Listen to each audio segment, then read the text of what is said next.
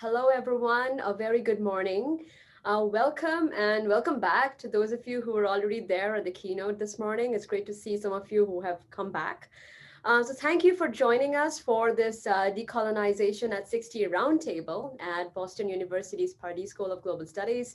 I am your host, and my name is Joyita Sarkar. I'm an assistant professor here at the Pardee School, and I'm also the director of the Global Decolonization Initiative that is hosting this event.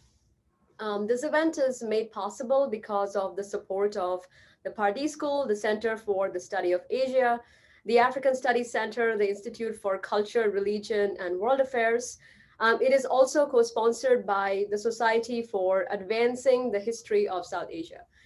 This roundtable and the keynote earlier this morning and the book talk that we have tomorrow are all part of the Decolonization at 60 series on the 60th anniversary, which is today, December 14, of the UNGA Resolution 1514, also called the Decolonization Resolution and formally called the Declaration on the Granting of Independence to Colonial Countries and Peoples. A quick disclaimer about recording, that is this session is being recorded. And so if you do not wish to be recorded, then please mute your audio and video functions. This is also the case for the Q&A. That is when I'll request you to raise your hands.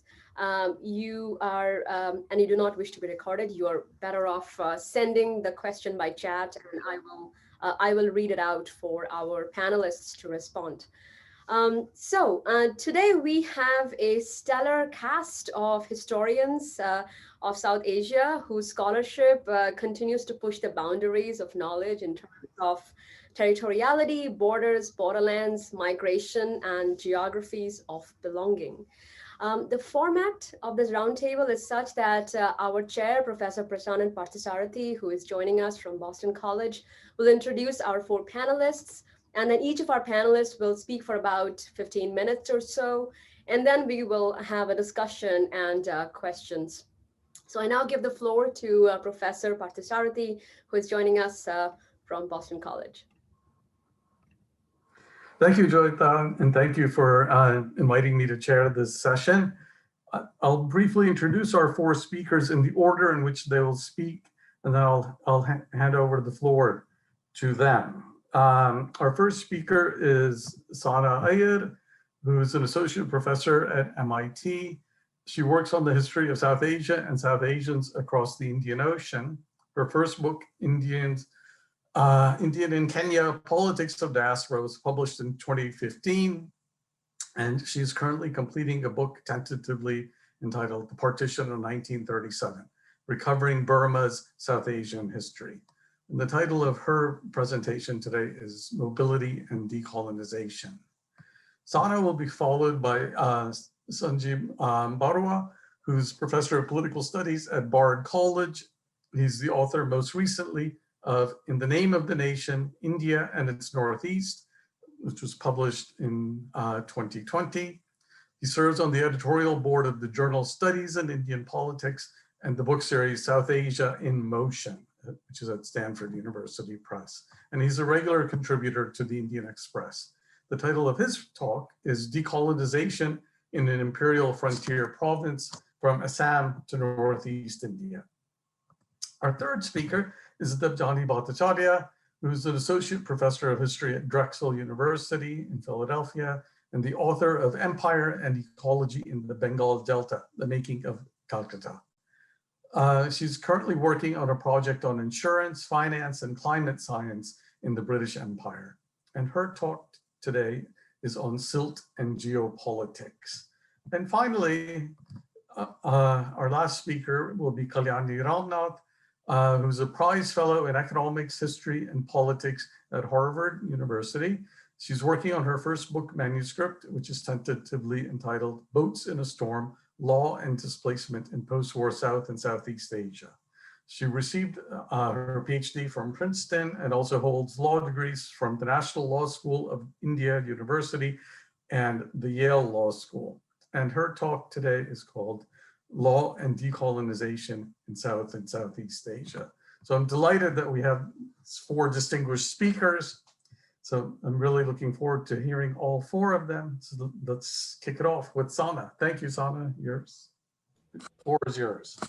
Thanks so much, Prasannan, and thank you for these wonderful introductions and for chairing our roundtable that has been rescheduled from the spring when we were all hoping to actually meet in person. And as I was thinking of the title for this talk, which I must say came up sort of last minute, I thought this would just be an informal, somewhat informal conversational sort of mode of presentation. It occurred to me that we really, the idea of mobility and immobility has been thrown into such relief with the pandemic. And, most of us on this screen, many of us on the screen are actually in the same space, although we haven't met in a long time. So thank you, Joyita, for bringing us together in this virtual sort of meeting. And thank you also for a really wonderful keynote this morning, which I think really set the tone for what I hope will be a super fruitful conversation with my panelists, but also the many friends, old and new, that I see virtually present in the audience. Now, I thought it would be useful to start our conversation by thinking about decolonization in three interconnected ways. Decolonization as movement, decolonization as a moment, and decolonization as a process. Now, what I mean by decolonization as a movement is, the anti-colonial resistance, right, that produced a range of languages of selfhood and sovereignty that was confrontational, oppositional to the colonial state, which also aspired to an imagined future based on the ideals of equality and freedom. So I think movements, anti-colonial movements, are part of one way of understanding decolonization. Now, decolonization as a moment, of course, is the transfer of power, and we heard at length and were warned about reducing decolonization to this moment, which for South Asia is identified, of course, as the event in 1947, and then, of course, in 1971. And then, of course, there's decolonization as process, which is non-linear, which is somewhat reflective. It's in a moment of reflection, but it is about the ongoing disentanglement of the colonial past and the post-colonial future, right? And in a way, it's not very easy to pinpoint what that moment might be, but it is sort of non-linear, it is sort of circular, and it harks back to a future. And this is, as our keynote really emphasized, it's the long partition, right? It's the sort of the long process. And at the heart of the movement, the moment, and the process of decolonization is the recovery of lost sovereignty. And in the moment of the transfer of power, territorial nationalism really emerged as the handmaiden of decolonization, as decolonizing states, deployed muscular boundaries and boundary making to transform colonial subjects into citizens of sovereign nation states. Now, 1941, 47, and 1971 are the events in South Asian history, the starting point in some ways and the reference point for the three nations that emerged, right? Partition produced violent geographies and created the cartographical map on which India, Pakistan, and Bangladesh make claims to sovereignty, and also sort of on which these claims to sovereignty are contested. Now, decolonization as a process has produced a very rich historiography in South Asian studies, where partition is the event has been deployed to never forget, no matter what side of politics one might sort of land on. And South Asia itself is constituted as in the moment of decolonization through these partitions that are memorialized. And partition and the decolonization as a process has also been critical of the has been used as a position to critique the post-colonial nation state as not having attained the aspirations that were of the movement of decolonization in terms of freedom and equality during that all those resistance movements. And it really sort of highlights the incompleteness of the transition from colonial subjecthood to citizenship. And we heard a lot about this in the morning, especially during the Q&A session. But even as the limits of understanding decolonization as moment has been exposed in much of this scholarship, South Asia is constituted territorially out of the cartographical map of British India to include Pakistan, India, and Bangladesh. And this territoriality obscures the mobility of South Asians who were as much a product of colonialism as was the nation state itself. So between 1830 and 1930, the high noon of colonialism in South Asia, close to 30 million people embarked on oceanic journeys across the Indian, Atlantic, and Pacific Oceans as laborers, capitalists, pilgrims, and professionals to Eastern and Southern Africa, British Guyana, Trinidad, Mauritius, Fiji, Malaya, Burma, and Ceylon. And although the majority returned back to India, many settled permanently in these colonies. These millions have been left out of histories of the recovery of sovereignty, selfhood, and nationhood. And yet they were the very first casualty of decolonization, as the politics of belonging and discourses of indigeneity deployed the category of citizen and migrants to purge the nation of unwanted guests through a series of expulsions in Uganda, Kenya, and Burma, forewarning forewarning well before the migrant crises of the 21st century of the tyranny of territorial and ethnic nationalism.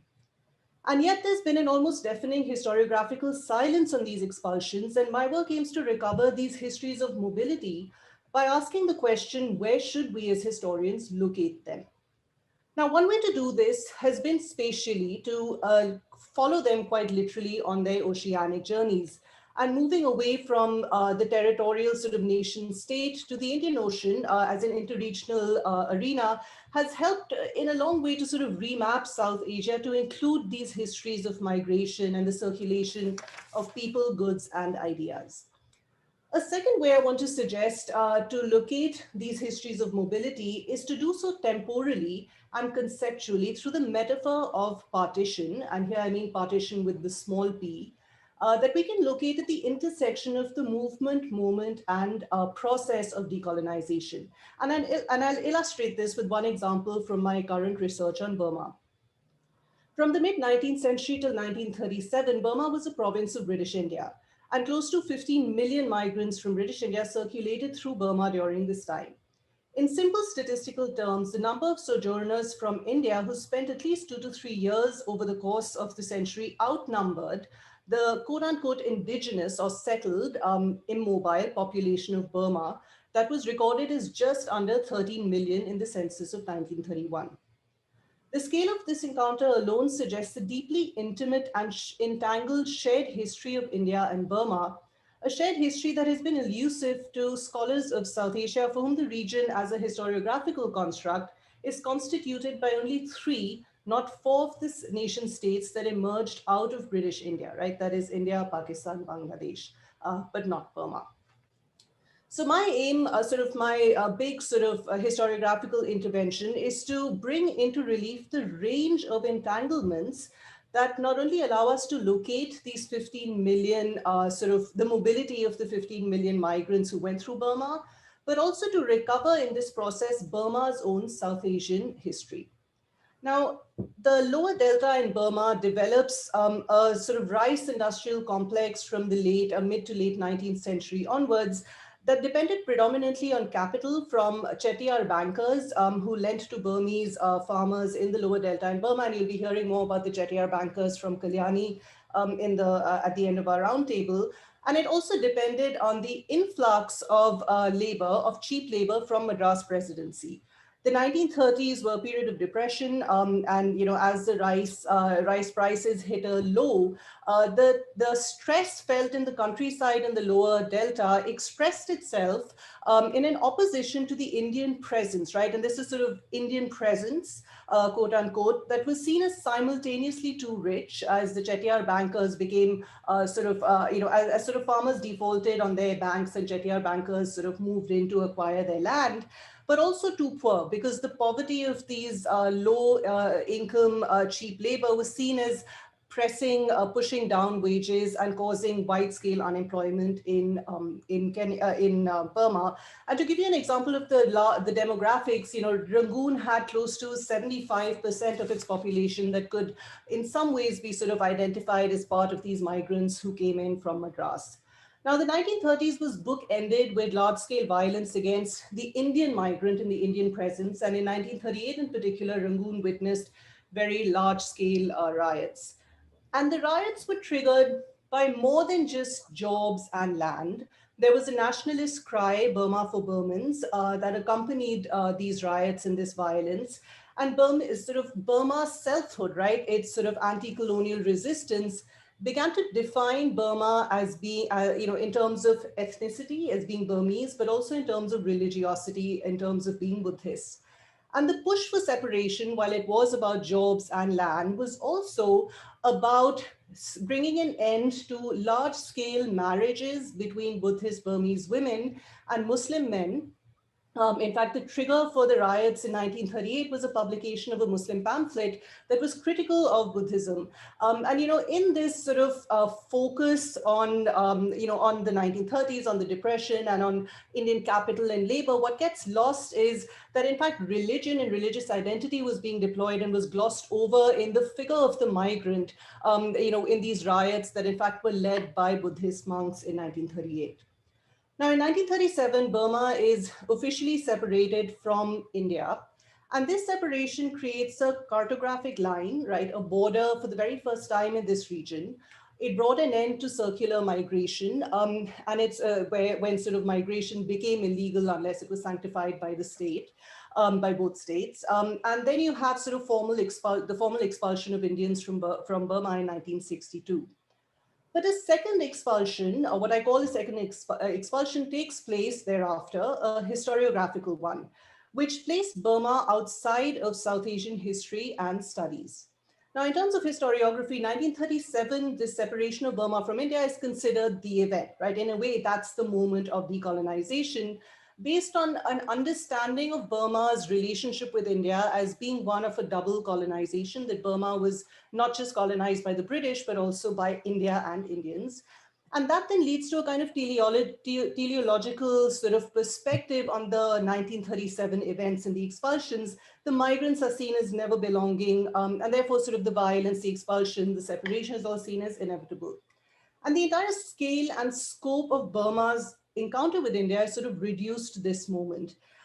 The nationalist project of separation was in fact completed by historians of South and Southeast Asia, as Burma's history is seen as distinctly not South Asian, despite the centrality and the long and unfinished partitions, the process of decolonization that holds place in terms of South Asian historiography.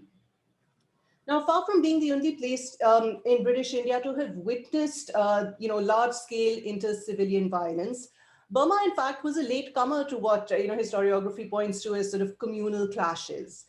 Rangoon was, however, the very first place in British India where the combination of economic structures, racializing discourses, and nationalist aspirations came together to physically expel a community as a final solution. Now, this expulsion was made complete with the separation of India from Burma in 1937, and it creates the first nationalized geography in South Asia, and it foreshadowed the two other carceral cartographical changes that take place in 1947 and 1971. The Government of India Act of 1935, which really sort of gave a lot of which gave rise to provincial politics in India, has been a subject of great study for South Asian historiography. It's the same sort of Government of India Act that actually pushes for the separation of Burma. But Burma itself sort of ends, the story of Burma in India begins and ends with 1937. So my book argues that 1937, in fact, was a partition of India. We can even perhaps say the first partition, and that by using partition as a frame of analysis, we can recover South Asia's Burmese history and Burma's South Asian history. And so I'll conclude with sort of giving you some brief examples of the two historiographical interventions that I make, and we can get into details in the Q&A.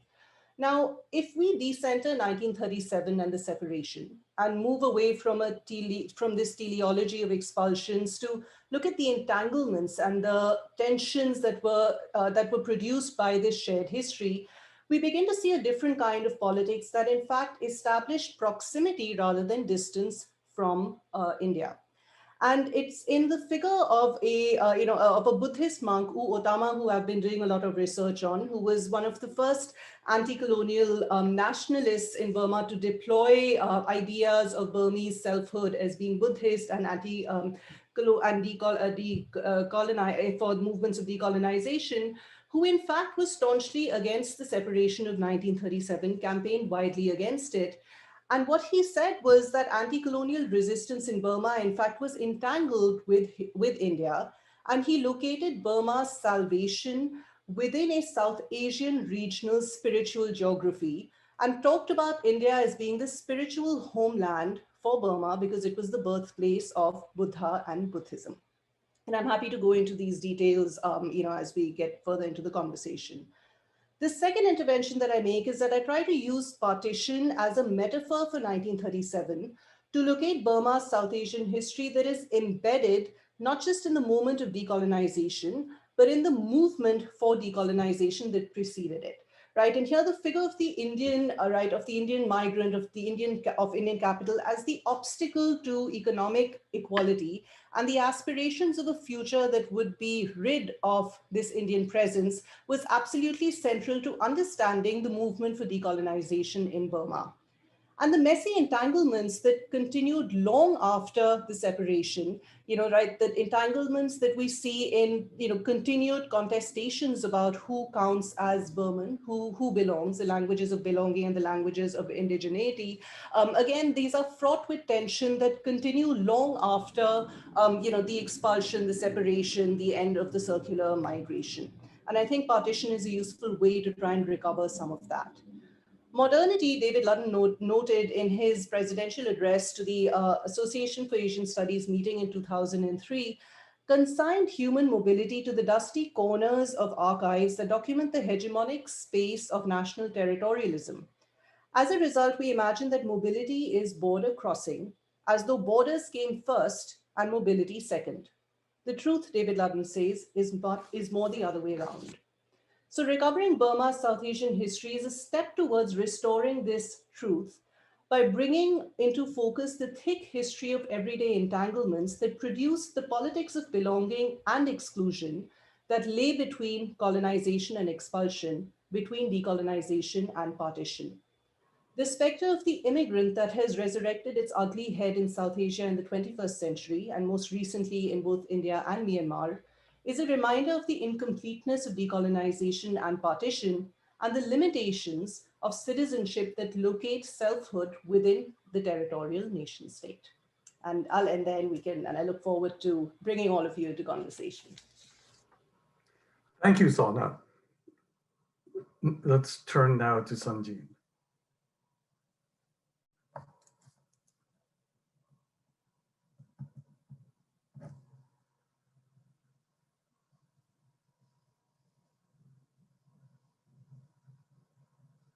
I think I was muted. I'm sorry. Yeah. Can you hear me now? Yes. Okay. Just a second. First, I want to thank Joyita for inviting me. And I'm delighted to meet Prasannan Parthasarathi and my co-panelists, Aiyar, Debjani Bhattacharyya, and Kalyani Ramnath. Sorry, it is in a more regular conference, we could have probably met and chatted after the panel, but we can't do that. So what I would do, given the time constraints, I have written up something. So I would read out initially in a very schematic form. It's an argument. And I think some of it is you've heard from Willem Van Chandel, and I'm glad he showed those maps. So I think you've seen enough maps of the area. So I'm calling my talk Decolonization in an Imperial Frontier Province, from Assam to Northeast India. Northeast India is an official region of 8 states. When I say official region, I mean it's different from, say, categories like South India, North India, or Midwestern United States. The region was part of British Imperial India's frontier system. The political legal structure of the colonial province of Assam paralleled that of another frontier province of British Imperial India, Pakistan's Northwest Frontier Province, renamed Khyber Pakhtunkhwa in 2010. The federally administered tribal areas of this province, for instance, was located between the settled districts of the frontier province and the international border with Afghanistan. This is actually very similar to the Northeast Frontier tracts, which is most of the contemporary state of Arunachal Pradesh and a part of the state of Nagaland, located between the settled districts of Assam and the international border with Tibet and Burma. Northeast India as an official place name carries with it the weight of a number of haphazard and poorly thought out decisions made by managers of the post-colonial Indian state as they were trying to turn an imperial frontier space into the national space of a normal sovereign state. The cumulative effect of those decisions was to institute a new governance structure that eventually replaced the administrative setup of a colonial frontier province. 5 of the 8 states of what is called Northeast India now were part of colonial Assam: Arunachal Pradesh, Assam, Meghalaya, Nagaland, and Mizoram. Manipur and Tripura were native or princely states, but the resident political officers or agents answered to the governor of Assam. The history of one state, Sikkim, stands out from the other 7, and I can talk about it later on if necessary. So in this transformation, I argue national security was uppermost in the minds of the officials making those decisions. The area borders China, Myanmar, Bangladesh, and Bhutan. That 98% of the region's borders are international is a cliche one hears endlessly in India. National security-minded writers never tire of using the metaphor of a chicken neck when referring to the 14 miles wide land corridor in Siliguri in North Bengal. It supposedly underscores the region's extreme security vulnerability.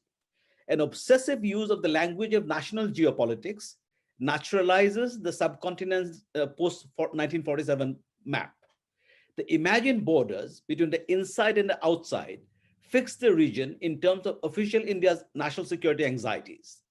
A fact of political geography, a product of the partition of 1947, has been naturalized. With 2 pieces of Indian parliamentary legislation of 1971, the Northeastern Areas Act and the Northeastern Council Act, Northeast India replaced what until then was a more familiar unit of public imagination, Assam. The directional place name, the name like Northeast India itself, I have a long discussion in my book, why a directional place name like Far East, Middle East, the oddness of having a term like that invented in 1970s. The directional place name and its derivative Northeasterner have endured and gained in Indian popular usage because they do more than just point to a relative geographical location. They stand in for a visual regime of racial profiling and a relation of unequal power. The history of armed conflict and the discourse of insurgency surrounding it have had a formative role in shaping the way Northeast India is governed. The armed conflict provide both the backdrop and the rationale for the Armed Forces Special Powers Act, a law that has been in effect in the region for nearly 6 decades. A disturbed area proclamation under AFSPA has uncanny similarities with emergencies or states of exception, including martial law and a state of siege. Now I want to talk about the political geography of an imperial frontier and the continuities. The imperialist par excellence, Viceroy George Nathaniel Curzon, described the British imperial frontier as threefold. There was an administrative border, a frontier of active protection, and an outer or advanced strategic frontier. The colonial effort to establish direct rule, that is modern property rights and a modern legal and administrative system, was limited to the territories located within the administrative border. These were the settled districts of the frontier province, most of present-day Assam and Sylhet, now in Bangladesh. With the production of tea, oil, and coal, this area had become an enclave of global capitalism by the closing decades of the 19th century. The handover of large tracts of so-called wasteland to European tea planters subverted all economic and social networks and property regimes in the region. There were frequent attacks on the plantations by tribesmen protesting their dispossession during the early years of tea in Assam. Colonial writings portrayed them as marauding barbarians. The inner line, first introduced in 1873, was an attempt to fence off the plantations and cordon off areas of clear cemented colonial rule. But the inner line was not a fixed line. It was redrawn repeatedly under various imperatives. The territories of this frontier province included indirectly ruled excluded and partially excluded areas, and beyond them, territories that Viceroy Curzon called a zone of active protection, where the British administrative apparatus had only the most shadowiest of control. There was no interest in extending modern governmental institutions into those areas. Occasional military expeditions to teach primitive tribesmen a lesson was considered adequate. A minimal administrative presence was gradually established in some of these areas, but even when British colonial rule came to an end, there were places with no state presence whatsoever. Beyond the tribal areas of Assam was Curzon's advanced strategic frontier. These territories, though technically independent, were expected to serve as a buffer state. Both imperial diplomacy and military power were deployed for this purpose.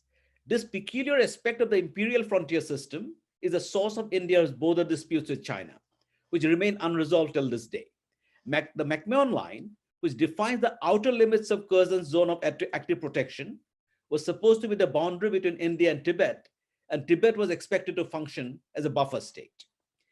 Even in the settled districts of Assam, however, the legal and administrative structures in some ways were not direct. For instance, until 1926, Assam's tea plantations had an indenture system of labor recruitment. The labor contract was privately enforced, and plantation owners had the legal power to arrest absconding workers without a warrant if the nearest magistrate was more than 10 miles away. To illustrate how different life was in this colonial frontier province from the British colonial point of view, let me quote from a book by a tea planter in Assam, George Barker, describing Assam in 1884. There's a nice kind of a racial kind of angle to this discussion, which I thought will be interesting in contemporary terms. At a time when colonial rule had come under siege in large parts of India, he described Assam as the last remaining district where any sort of respect is shown for Europeans. In all other parts of India, the black man is as good as the white, a fact that is speedily brought home to a newcomer. It is here in Assam that nearly all the old rights of servility that were exacted by the Europeans in the days of the East India Company are still in existence and flourish to the general better feeling among the whole community. Here, no heavy babu swaggers past with his umbrella up, jostling you on the way, but with courtly mien, on seeing your pony coming along, furls up the umbrella, steps on one side, and salutes you with a profound salam. During the final decades of British colonial rule, Indian nationalists raised objections to the excluded area regime. That insulating the people of the excluded areas from anti-colonial ideas was one of the goals of this policy, had become quite obvious by then. Moreover, the excluded areas were left outside the jurisdiction of the newly elected provincial governments that Indian nationalists had come to control. But the Naga assertion of a separate national will at the very moment of India's independence became a warning signal to India's new rulers that excluded area under post-colonial rule would be vulnerable to political unrest. The surge of nationalism that had carried them to power in New Delhi suddenly seemed fragile. It became amply apparent that they lacked the political capital to reform the institutions of indirect rule in Northeast India. The Constituent Assembly decided to proceed with abundant political caution and made the fateful decision to leave with important elements of the indirect rule regime, albeit with some modification. As a result, colonial territorialization, the inner line, as well as the other boundaries and hierarchies, remain firmly in place in post-colonial Northeast India till this day. Thank you. I think I'll end here at this moment and then we'll answer questions later on. Thanks. Thank you, Sanjib. The floor is on Debjani's. Thank you so much. Thank you, Joyita, for inviting us. And I'm really, really excited to be in this panel today.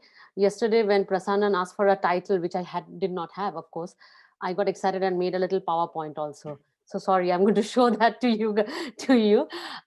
Give me a moment. No. Oh, can I share, Joyita? Or if it's fine, we don't need to. I think you're muted. I just made you the co-host, so you should be able to do it. Oh, okay. Okay, great.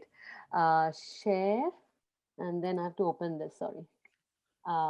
There you go.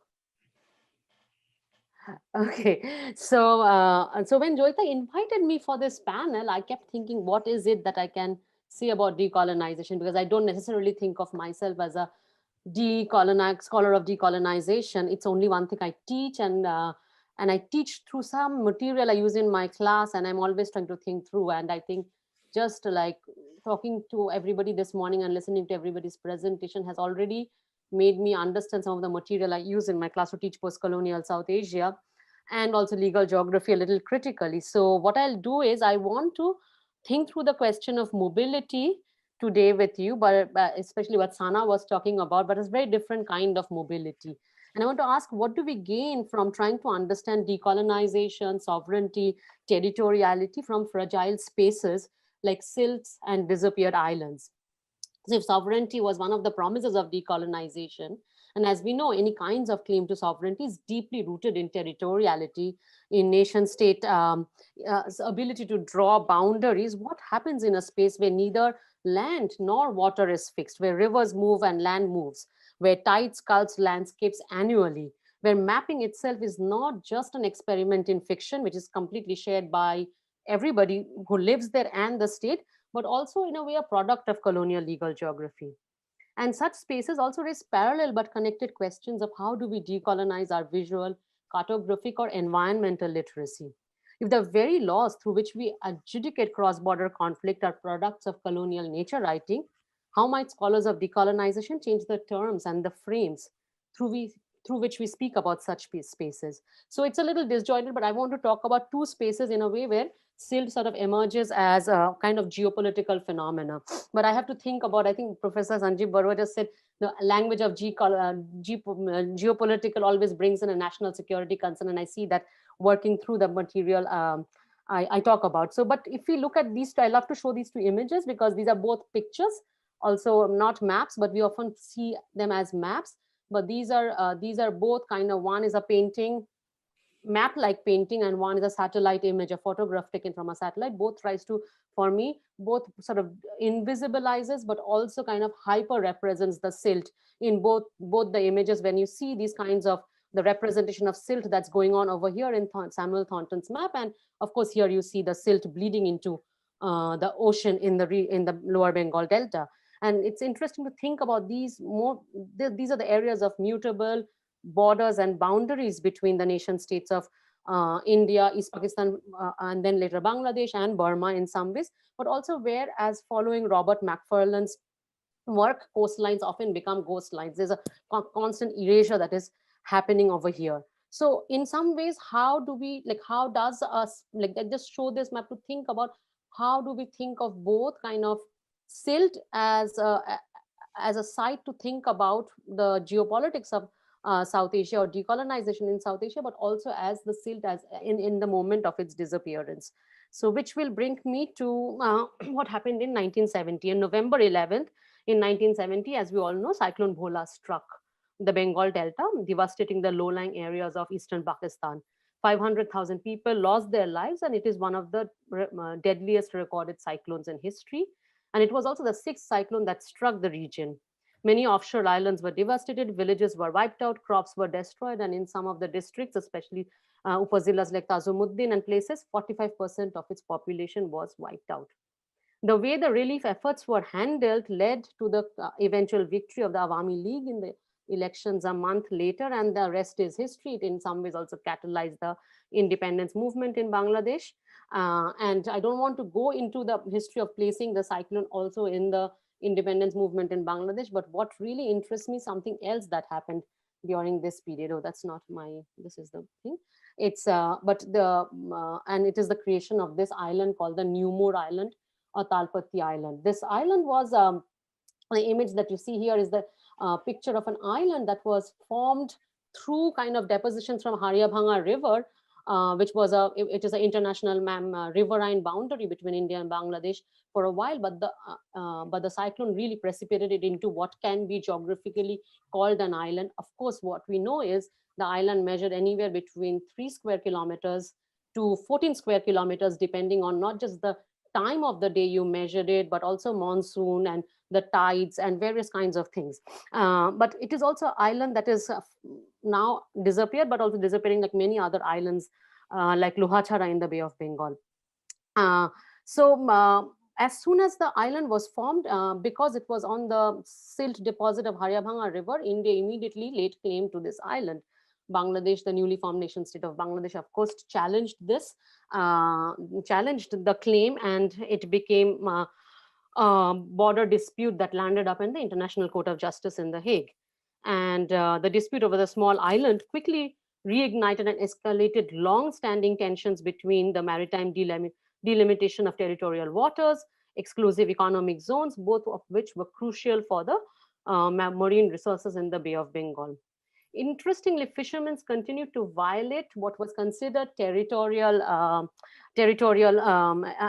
territorial waters, and it reminds me of what Sana Aiyar ended with, like what David Ludden helps us think about, like when does mobility and when does border or territorial water demarcations emerge. But in 2014, the ICJ divided up the island and created two new juridical categories. The new juridical category of a gray area, which granted seabed rights to Bangladesh and subjacent water rights to India.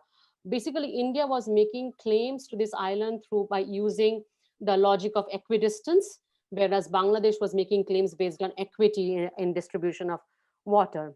However, what is very, very interesting is the island had already disappeared. The 2009 is the last image of the island, but if we look at Google mapping, by 2010, the island was already under the water, but that did not stop. It's not like the people at ICJ didn't know that the island had disappeared, but that did not end the conflict. So it's kind of interesting for people who work on law to think about what it means to sit down and adjudicate about an island that is under the sea. And Shugata Hazra, who is an oceanographer at Jadavpur University, interestingly said that climate change has solved a cross-border problem between these two notions. So as we know from Surabhi Ranganathan's work, decolonization was deeply tied to the drafting of the United Nations Convention for the Law of Seas. Indeed, her work documents in great detail some of the legal definitions of seaboard, ocean floor, maritime boundaries, etc., as products of a resource grab conducted in the arena of international law, which in some ways reconstituted the space of the ocean anew. And it is over here, of course, I'm continuing to think about the map that Professor Willem van Schendel showed this morning of the Dinya, and how there's a different imagination, oceanic imagination that runs parallel to this decolonial imagination of the ocean that was emerging out of UNCLOS. In the Bay of Bengal, this floating island might have disappeared, but it might be a little too early to share Hazra's optimism that the conflict was solved by sea level rise. Indeed, the hydrocarbon deposits in the Bay of Bengal means that India and Bangladesh and now Myanmar are continuing to fight about maritime boundary definitions for the exploration of natural gas in the region. Indeed, this brings me to another another island in the Bay of Bengal, and we all know very critically. So in a way, I want to use this island to think through the resource extraction frontier, the kind of the imagination through the resource extraction, and link it up to the social and human stories that have also take place parallelly in the Bay of Bengal. Here you see, of course, like very well known, the picture of the Bhashan Chor, which is also a floating island. Bhashan in Bangla means both immersion, but also it means floating. So when I was supposed to give this talk in March, the international agencies, including UN and Bangladesh, were negotiating relocating Rohingyas away from the landslide-prone camps in Cox's Bazar, especially those in the Teknaf area, into Bhashan.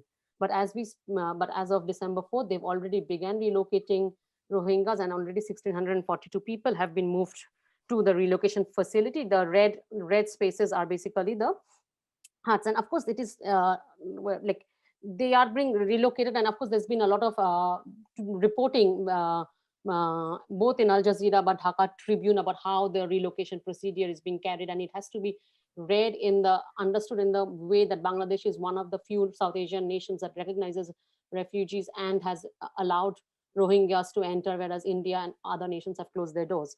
So keeping that in mind, I want to say what I'm going to say now. Indeed, the Rohingyas are being relocated to an area where the land beneath their feet are fast dissolving in the Bay of Bengal. They are doomed. How do we understand this space of the Bhashan Chor? I'm trying to understand. They're doomed to a carceral island in the middle of the rough seas of the Bay of Bengal. Perhaps this is not very different from another carceral geography that emerged during the partition of the subcontinent. And here I'm thinking of the Dandokaranyo, where the Dalit refugees from East Bengal were located in the Chhattisgarh-Orissa border, in a very inhospitable land. They were put under military boundaries, and something like the land over here, there are geologists are still trying to understand if this land, if this island is really habitable. And just to give you a sense, it's 1,300 acres, and it is only 2 decades old.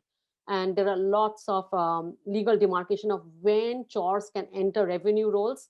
Is very much dependent on if the fact is that the chore will survive and the silt settles enough for there to be vegetation. And when the vegetation comes in the silt, it actually, there is a chance that the chore might survive. But of course, as we know from the work of Kuntala Lahiri Datto, Gopa Samanto, Nitin Sinha, it's not always the case. They can also be washed away.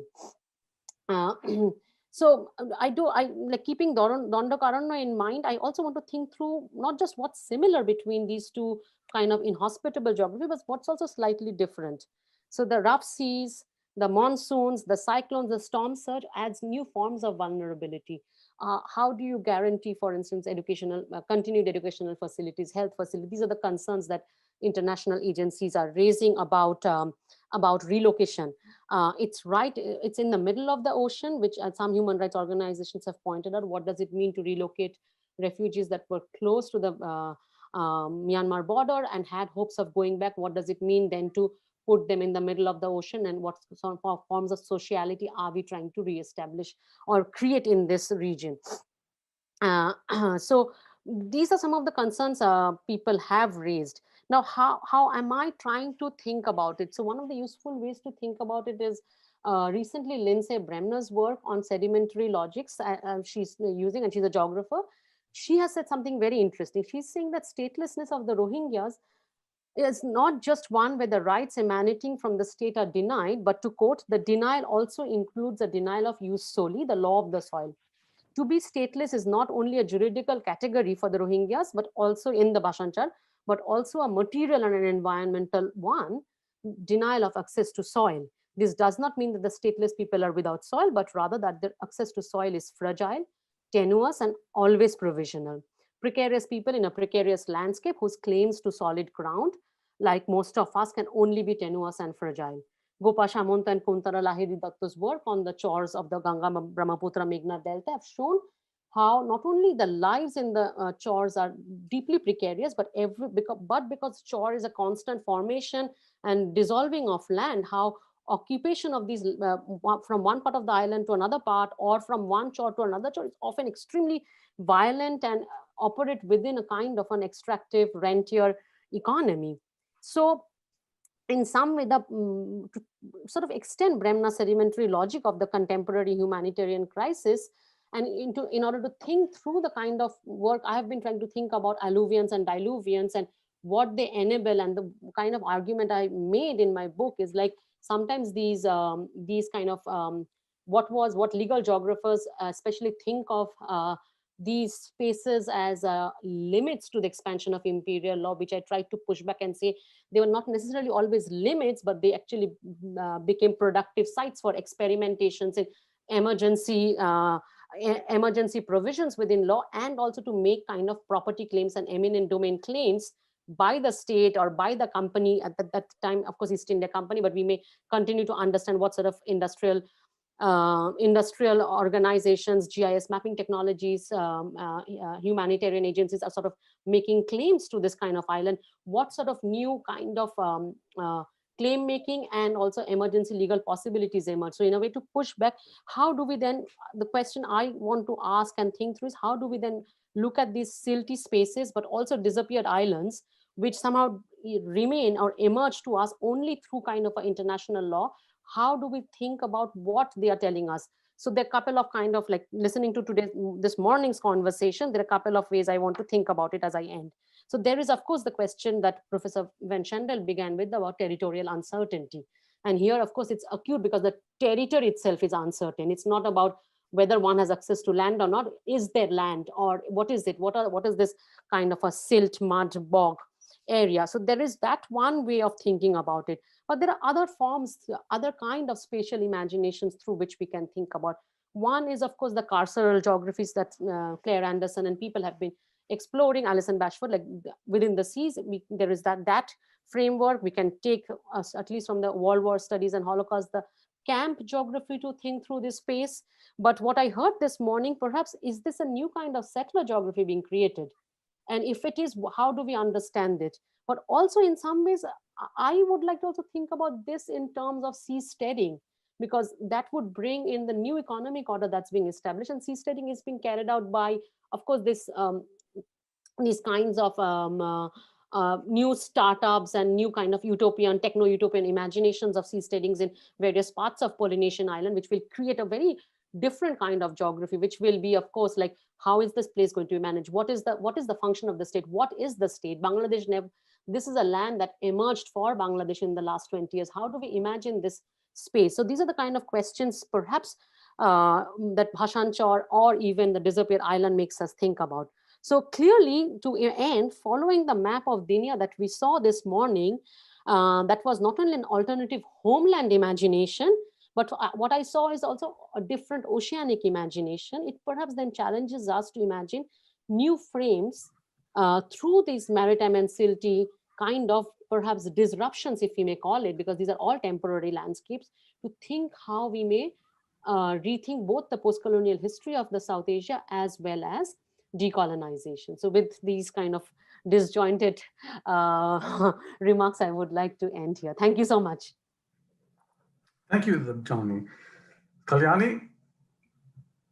Thanks very much, Prasannan. And thank you, Joyita, for setting up this wonderful conversation. I'm just so excited to be part of this panel, along with people I've long been in conversation with, so I'm really delighted. In a way that my own talk today will circle back to some of the questions that Sana raised in her initial presentation. I'll try to feature the Chettiar bankers, but they might be a little off to the side for this talk. So circling back to those questions, but also, hopefully weaving in some of the concerns that Debjani and Sanjib raised in their phenomenal presentations. So in my own contribution, I want to spotlight the role of law as an archive for decolonization. Now, law has already come up quite a bit in our discussions, but here, I want to kind of think about what it means to kind of read along the grain of legal archives. So thinking about law as an archive of decolonization, and particularly as it relates to disconnected histories of South and Southeast Asia between the years 1945 and 1960. So in reading these archives of law along the grain, in considering decolonization as a juridical as well as a geopolitical process, we might consider what self-determination, sovereignty, territorial integrity, all of these terms that appear in the General Assembly Resolution 1514 might look like when translated into questions of jurisdictions, claims and counterclaims of ordinary judicial and bureaucratic encounters. So central to my book project, from which this talk is drawn, is this framing of a notion of law as an archive of decolonization. So Boats in a Storm, which is the tentative title for the book project, narrates the legal and bureaucratic hurdles faced by millions of migrants in South and Southeast Asia following the end of the Second World War. For more than 150 years before the war, laborers, traders, merchants, and financiers had traveled within imperial networks to places around the Eastern Indian Ocean, carrying on trade, supplying credit, and seeking work. As former colonies wrested independence from imperial powers with the end of the war and erected national boundaries, these migratory circuits were violently disrupted, radically altering the lives of those who had traveled within them. So Boats in a Storm argues that these displacements were erased from the political debates over citizenship in post-war South and Southeast Asia. By recovering these legal histories involving migrants between South and Southeast Asia, we might begin to see decolonization in these regions as a juridical as well as a geopolitical process, one where people navigated a spectrum of legal statuses between citizenship and statelessness. And this is really central to my argument. So at the center of these legal encounters were the post-war struggles of migrants, laborers, traders, merchants, financiers, and others, some of whom we have already seen in Sana's presentation, who had traveled within imperial networks that connected these two regions. In 1942, Madras in British India became an important point of transit for South Indian migrants displaced by the hostilities of the Second World War. Some fled Ceylon, present-day Sri Lanka, after Japanese air raids. Others trekked across the mountains from Burma, present-day Myanmar, after Japanese forces occupied it. Why were they in Burma and Ceylon in the first place? We already know the answer. Although the connections between Madras, Burma, and Ceylon predated colonial rule, the particular backdrop for my project is are the ways in which places around the bay, so villages in southern Madras, the tea plantations of central Ceylon, the marshy delta of the Irrawaddy River, and the bustling ports of the former Strait settlements were connected with greater intensity and frequency from the mid-19th century onwards. As colonial economies around export commodities like rice, tin, rubber, timber, and oil expanded in these places, they demanded investment and cheap labor. Between the mid-19th century and the mid-20th, nearly 28 million journeys were made across the bay. Notably, as Sana already pointed out, many of these were circular migrations, not all. People often traveled back and forth. These great migration cycles are commonly believed to have ended with 1942, as the Second World War came to South and Southeast Asia. But how accurate is it to say that these connected histories of South and Southeast Asia ended at the height of World War II? An exploration of the archives of law, my work shows, tells a different story. People tried to preserve the rhythms and patterns of pre-war immigrant life, even as networks of credit, capital, and labor that connected these regions had begun to unravel. They made legal or jurisdictional claims demonstrating their connections to South and Southeast Asia in the context of legal encounters, even as the new nation states that emerged in the aftermath of World War II began to restrict travel, movement, and residence based on national origins. So I will briefly discuss just a few examples in my talk.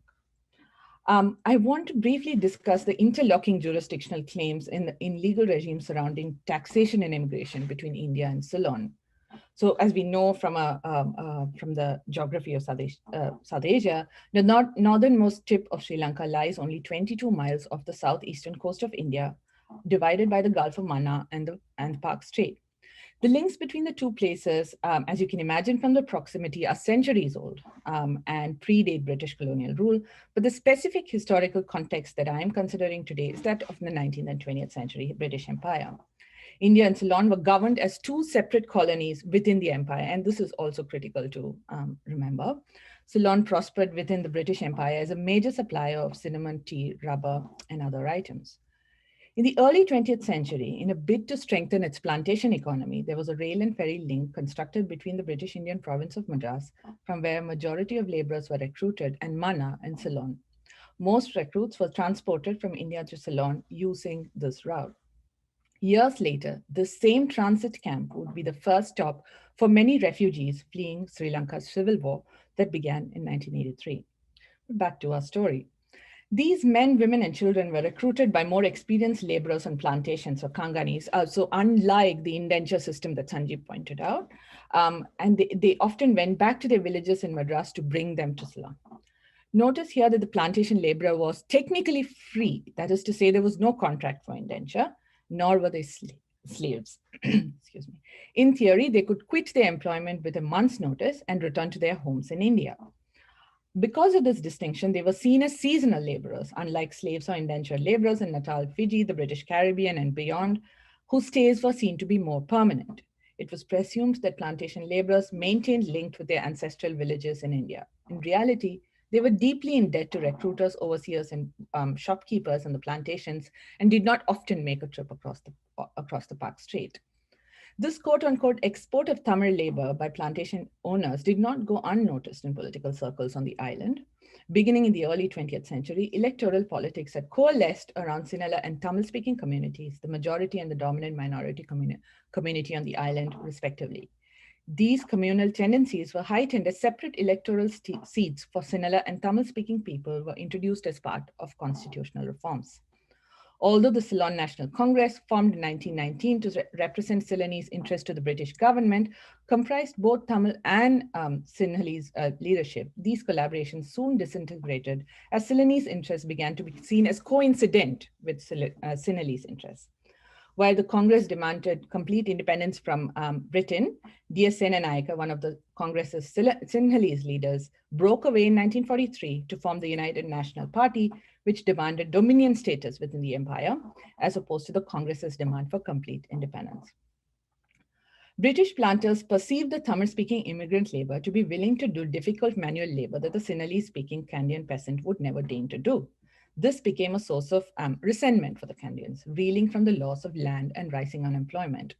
On the other hand, for the urban-dwelling Tamil-speaking communities long settled in the north and the east of the island, the so-called Ceylon Tamil, there was little in common with the plantation-bound Indian Tamil beyond the language. So this distinction between the Indian Tamil and the Sri Lankan Tamils is important to remember as well.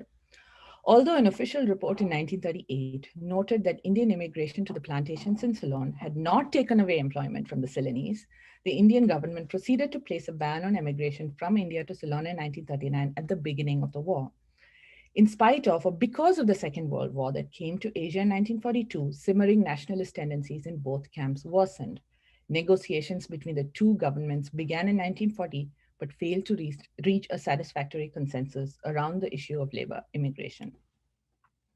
After the fall of Singapore to Japanese forces in 1941, the British Empire lost control of its premier plantation economy in the Strait Settlements, its most important source of rubber and tin, and Ceylon became important both economically and strategically.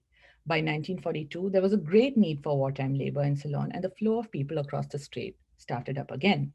When the war ended, the pre-war problems around labor immigration had not gone away. As independence was granted to Ceylon within the British Empire in 1948, resolving the problem of immigration moved from the management of labor to the management of putative citizens. With independence, D.S. Sen and Aiyar's government set about establishing the requirements for Ceylonese citizenship. These were stringent. Under the Ceylon Citizenship Act of 1948, which was based on citizenship by descent or jus sanguinis, as opposed to jus soli, which we heard about in Debjani's talk, one had to establish Ceylonese citizenship going back 3 generations in the paternal line. So contrast this with the British Nationality and Status of Aliens Act in 1948, where one had to establish only 1 generation of British nationality. Since the threshold for eligibility was so high, the Indian and Pakistani Resident Citizenship Act was enacted in 1949 to afford people more recently arrived from India, such as the recruited plantation laborers, a chance at Ceylonese citizenship. This new legislation demanded continuous residence since 1936, an intention to permanently settle in Ceylon, an assured income, a promise to abide by Ceylonese laws of marriage and inheritance, and a relinquishment of rights and interest in any other country. So note the title of the legislation, the Indian and Pakistani Residents Citizenship Act. It was of course assumed that the India-Pakistan partition would leave its imprint on the lives of people from the subcontinent who had traveled or who had been forced to travel elsewhere in Asia, Africa, and the Caribbean. For example, in East Africa, the creation of different voter rolls for Indians and Pakistanis was undertaken, with every Muslim being treated as a putative Pakistani. But particularly in terms of migration and return in post-war South and Southeast Asia, the question of ethno-linguistic identities became equally, if not more fraught than the communal conflict, violence, and death that marked the partition of the subcontinent into India and Pakistan. Here then was a strange situation. The borders between India and Ceylon already existed within the British Empire. And that the process of partitioning it or islanding it, as Sujit Sivasundaram points out, had already begun with the initial years of the British conquest of Ceylon. So against this background, I read hundreds of citizenship applications filed under the Indian and Pakistani Resident Citizenship Act, the 1949 Act, at the National Archives of Sri Lanka. In some cases, and I mean, it's absolutely, I spent a month doing this, and it's just absolutely devastating to see, you know, how these sort of personal histories, these deeply sort of personal histories, were being handled by the bureaucracy. In some cases, the applicants never had a chance to respond to notices calling them to an inquiry to examine evidence, because the notices sort of calling for the inquiry had never been delivered to the right postal address. In others, commissioners ruled on inquiries without giving notice to the applicants. In perhaps the most extreme case, the commissioners concluded without any basis and in spite of an affirmation to the contrary, that applicants had not realized the implications of Ceylonese citizenship. And what's interesting about this material is that it doesn't contain the questions asked by the commissioners, it's just answers. So you see it read, when you look at the document, it sort of reads as a series of affirmations or a series of declarations. It'll read in the following way. So I was born here. I'm married here. My children were born here. My children go to school here, without any sense of what was being asked. So in a sense, it reads as a series of desperate pleas to be seen as part of the Ceylonese nation state. Applicants claimed over and over again that they had no interest in India, that they could hardly remember it, that they had married in Ceylon and had children, and that they would abide by Ceylonese rules. We are all Ceylonese and do not know any other country, please, wrote Durai Bashir, pleading with the deputy commissioner to let him know the outcome of his application. Another applicant, M.K. Asan, a shopkeeper in Matala, wrote that he was Ceylon Muslim and that his parents were born in Ceylon too, but he could produce only house rent receipts in support of his application. The investigating officer noted that his signature was different on the application and during the course of the inquiry, refused his application. Often witnesses for the applicants were applicants themselves, and and for that reason were viewed with suspicion and disbelief. This might seem a familiar story to scholars of partitions and decolonization, one where people are forced to choose between homes. And I want to sort of push that understanding a little bit by pointing to just one more example. So in the same archive, I came across an application by a quote-unquote coastmore, a common if somewhat derogatory reference to a Tamil-speaking Muslim who traveled between India and Ceylon, who noted in his citizenship application that his monthly income was rupees 500. He also claimed that he had a house and a paddy field to his name. In the course of the inquiry, the deputy commissioner noted that he had been to India 5 times and he ignored his claims that he had not stayed for more than 3 months. Although his wife had resided with him previously, she left in 1942 because of the fear of the Japanese invasion. Mohammad Ibrahim Saibo, the applicant, had also remitted money to India. In filling up the exchange control forms, he declared himself a temporary resident. Only temporary residents could make remittances. At the inquiry held by the deputy commissioner in the course of his citizenship application, this was held to be evidence that he did not intend quote-unquote permanent settlement. Although signing off as a temporary resident on the form was the only way to financially support any family members in India, this sign of financial support was used as legal evidence against permanent settlement in Ceylon and consequently access to Ceylonese citizenship. What I'm hoping that these examples reveal is that there are interlocking jurisdictional claims here. This series of interlocking jurisdictional claims is critical to my rereading of decolonization through the archives of law. As taxation, remittances, contracts, immigration, detention, and expulsion became interlocking legal regimes, a jurisdictional claim made in the context of one was often used to draw adverse inferences in the case of another.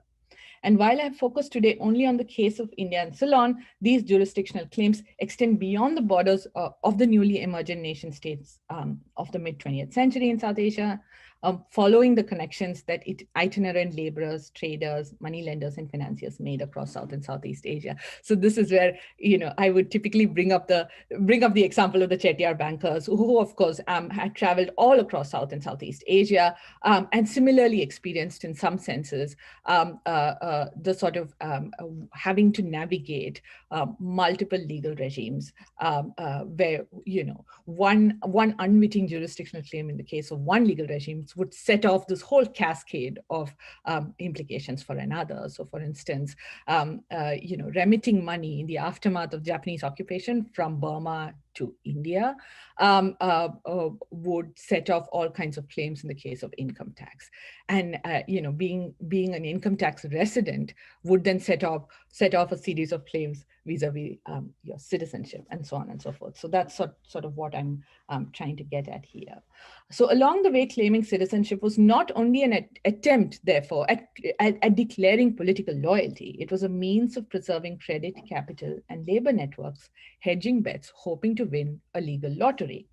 To track these circulations of legal claims and counterclaims is to think of decolonization not only as negotiated between metropole and colony, but as intercolonial. At a time when questions of self-determination, decolonization, and segregation were being addressed at the international level in the 1960s, particularly in the context of the French decolonization in Africa, pacts between Indian and Ceylonese governments to address the statelessness of plantation workers had completely failed. So in 1986, the Grant of Citizenship to Stateless Persons Act and 2003, the Grant of Citizenship Special Provisions Act allotted states to citizens. Out of the nearly 800,000 applicants under the 1949 Act, nearly 588 had been repatriated to India and settled in Tamil Nadu and Kerala to a home that they had often no connections to and had no memory of. And this, in some ways, this moment in the 1960s harkens back to sort of early 20th century processes of dealing with the question of troublesome populations, right? Of fixing people to places. You adopt technologies, as Laura Robson has pointed out, questions of population exchange, of partition, and so on and so forth. So you see this continuing in South Asia, right? Until the 1960s. But back to our mid-20th century context. The legal geographies reflected in jurisdictional claims around remittances, taxation, and immigration stand in some tension with how we might think of decolonization today as the withdrawal of imperial forces or the reconstruction of post-war economies. While self-determination invokes notions of statehood and sovereignty, might we then read these claims and counterclaims, these archives of citizenship applications, as alternate political imaginations, as political possibilities, paths not taken that transcend the ways in which we think of present-day territorial and maritime borders in South and Southeast Asia? And I look forward to thinking through these questions and more. So I'll stop there. Thank you.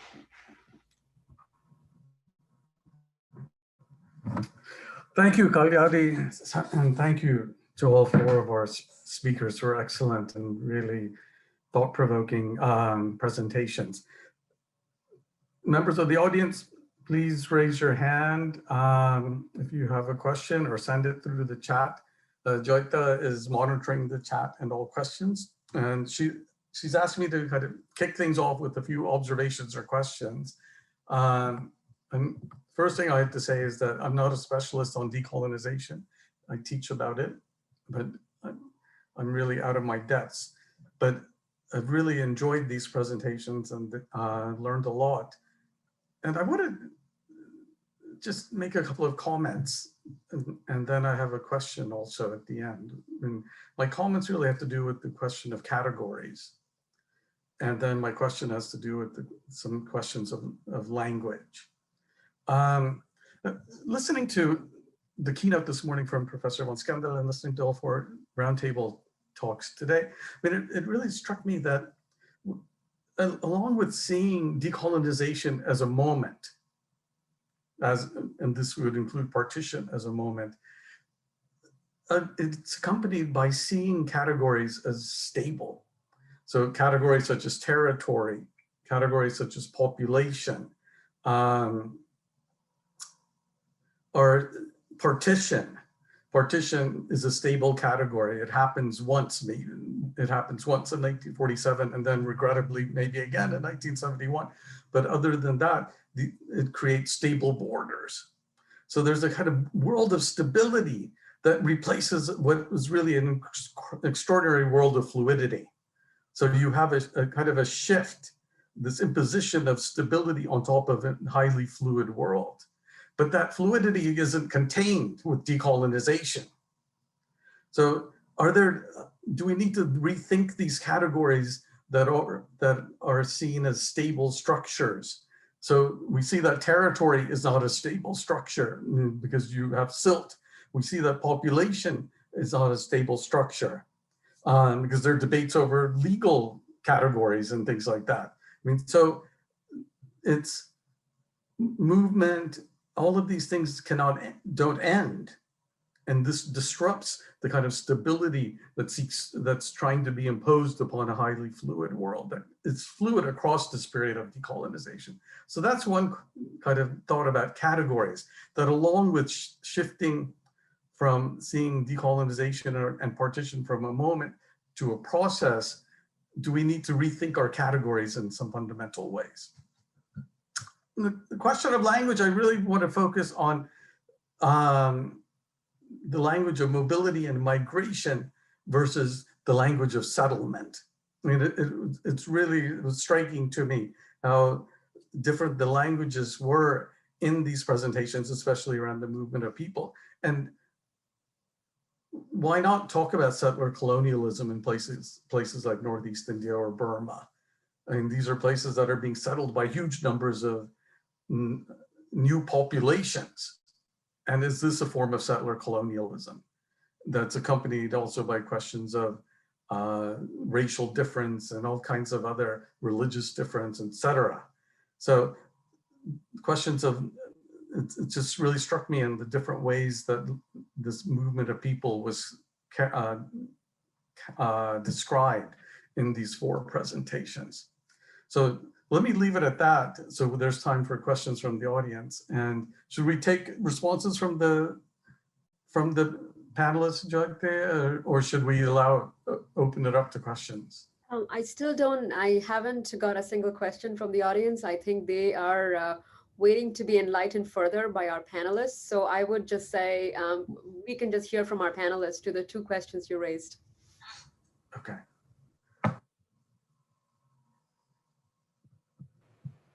Sada? Sort of addressing some of the questions that you raised, and I think that what was very clear to me as I was listening to my 3 panelists was that they are absolutely, part of what we are doing is to destabilize absolutely those categories, to show that the moment of decolonization, in fact, made a claim to contain, as you put it, sort of the fluidity, but in fact it was a claim that was completely unsuccessful. And the messiness, right, and the instability and the non-partition is about, that fluidity not being contained, whether it is through the jurisdictions that continue long after sort of partition takes place or decolonization takes place, whether it is the creation, in fact, in post-colonial India of a new category, right, of the Northeast, or the fact that, Silt, that new islands emerge and are seen as places of settlement, and yet they get submerged. That was really evocative, I think, in terms of thinking through not just the migrant as sort of this category, but the land itself. But I think what is most useful in terms of thinking about that moment in the process is the way in which our chronologies might shift. And it's in that shifting of that chronology that we can sort of begin to question these categories. So, Kalyani and I have been sort of putting together this working group on people who have an interest in Burma and South Asia. And what is astounding in the papers we've collected is that a lot of the received wisdom that we have on this Bay of Bengal region, whether it is the statistic both of us used of the 28 to 30 million circulatory migration, whether it is, the claim that with the Second World War, with the rise of nationalism, with separation, these connections are severed. These are all being called into question. And I think that really pushes our chronology, which then helps us look back at these events and actually interrogate them completely. And then lastly, on the question of settler colonialism, and this is one that I have grappled with both in my work on East Africa and the Indian settlement there, as well as with Burma, is that there is a language of claim making that takes place in these, that we see, that are revealed in these moments of the moment of decolonization, expulsion. But the language of claim making, I think, is quite different from the language of settler colonialism, because of the fact that the Indians, right, the figure of the Indian migrant, is ultimately, even the rich elite capitalists, and traders, is one of the colonized other. And the colonized other is, and yet being a colonized other who's implicated in the colonial project of a particular new place of settlement. And because the claim that is made is not so much the claim to selfhood or a claim to nationalism itself, but a claim of belonging, right? A claim of sort of settlement, a settlement that isn't about the capture of state power or nationhood, but simply the right to be a citizen, but albeit a citizen that has all of these, that is fluid, that wants to be a citizen of multiple spaces, of journeys. I think that that is what ultimately for me makes the category of settler colonialism somewhat unhelpful in thinking through the entire diversity and the range of entanglements of which the tensions of settler colonialism in terms of richer settlers is being seen as taking away jobs, is being seen as the obstacle to the attainment of sovereignty certainly is there. But I think it's just one aspect of a much deeper and a thicker history of entanglements and intimacy.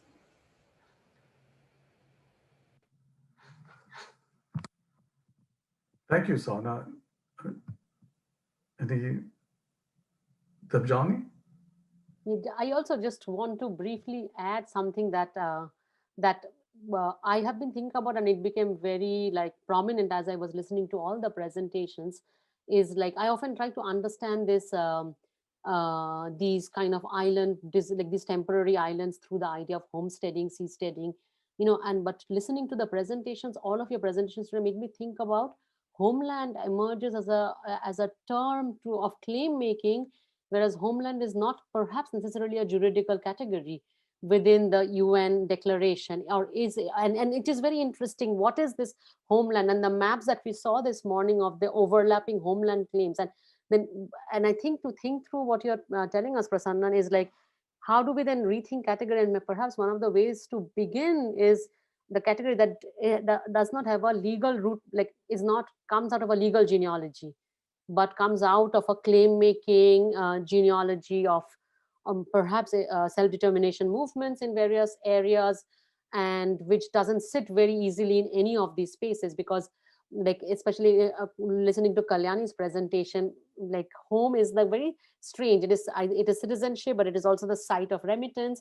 It is the family you're looking after. It becomes all very muddied in some ways. And the same, like when you think of expulsion, is expulsion from a land, from home. And so home sort of is this kind of unstable category that opens up many frames in ways to think about what's happening with decolonization. Just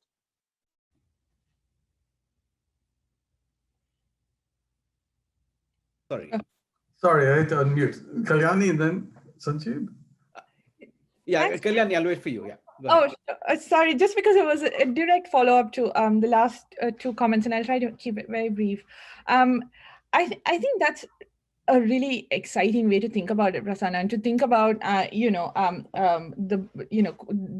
the ways in which the language of settlement is deployed both within the judicial archive but also outside, right? And I mean, one of the things I'm hoping came out in my presentation is that it's one way to think about here's the legal category and here's what happened in practice, and to see that like sort of disjunct between concept and practice. What I'm trying to do is to say that it is perhaps important to kind of read along the lines of that genealogy of that category, and to see the kind of claims that people are making in that context, because what you see there is something that in some senses it cannot be reduced to that theory practice disjunct. It doesn't, it's not that you can clearly say from this archive, look, these people were just about to, get out of a double taxation bind, or these people are just looking to get at voting rights. It is hard to say from these claims and counterclaims what was really at stake. Which is why I think the legal archive is this just wonderfully confounding, sort of archive to look at, because there's no way you can kind of get at the interiority of these applicants. And I found that really exciting to think about. And then, so what is the language we must use? To kind of describe what people were doing as they were trying to make their personal histories align with these political, sort of officially sanctioned political histories, right? Everyone is being forced to come up with their own origin myth, even as, all of these new nation states are kind of creating these grand narratives about who belongs and who doesn't. In that context, you see these kind of people trying to sort of write their own stories, write their own, I came from here, I was this age, to me, that is just really poignant and interesting, and possibly allows for us to come up with a different language to describe what it was really like to experience or to go through this process of decolonization. I'll just stop there. Thanks, Kalyani. Sanjib? Yeah, well, yeah, on your main point about categories being not stable, completely agree with you, right? In fact, listening to Debjani reminds me how unstable the category of land and water is in that region. And Bangladesh, as you know, it extends to Assam. Chars are full of chars everywhere. Clearly, whenever I look at some person's land rights, there are lots of people who lost land because they lost land to the Brahmaputra, essentially. They had rights to it. It's meaningless after a while. So in a way, the fact that revenue depends on this distinction is quite interesting to me, right? It is sort of, and in areas like those areas, it is not sustainable, that distinction. Yeah. So the other point I want to make about settler colonialism, which you made, is this. You see, my problem is this, that, say, essentially, after all, we all wear different hats. We're talking about a region where you have such changes where, say, unlike rest of South Asia or rest of India, at least, where, say, the category tribal immediately evokes dispossession or poverty, Northeast India is not like that. Not like that for very profound reasons, which is what I argue is an extension of colonial era excluded areas. So what you really have essentially then, some very dispossessed people, you will begin labeling them as settler colonials, right? So in a way you have after all, what you have in many areas are, say, Arunachal Pradesh, Nagaland kind of areas, where essentially a transition from, say, on kind of a not nomadic, what do you call it? Kind of a, not settled agriculture, various other forms of living to settled agriculture for the first time. And who are the settled agriculturalists? They're all quote unquote Bangladeshis, right? They're some of the most dispossessed people in the world, right? So essentially then you really have a new forms of feudalization, dispossession, sub-citizenship, you name it. All of them are developing precisely because our overall policy has been to continue colonial era excluded area regime without thinking through. Essentially what you have in many areas, you really have second generation, third generation, fourth generation, you never become a citizen, right? You're all, and that's the effect of like inner line. Do we really want to bring in the category of a settler colony there? I don't think so. That's all I'll say at the moment. Yeah. Thank you, Roji. Zoita, do you have some questions? I think we have reached the end of our time. It is 12:30, but I believe we all learned a lot, especially this morning when we started the conversation with the keynote when Professor Willem van Schendel started, what is a country? To this panel, this roundtable, where we are ending with what is a homeland, what is at stake, and the various layered meanings of dispossession of land and the ephemerality of land itself. So I think this has been really an enthralling conversation on the panel. So I'd like to thank all of you for being part of it and for taking the conversation forward about decolonization as a process and its various forms. So please join me in thanking all the panelists. And I look forward to seeing some of you perhaps tomorrow at the book talk. Thank you very much. Thank you. Thanks very much, all of you. Thanks, everyone. This was wonderful. Thank you. Thank you. Very nice. Yeah.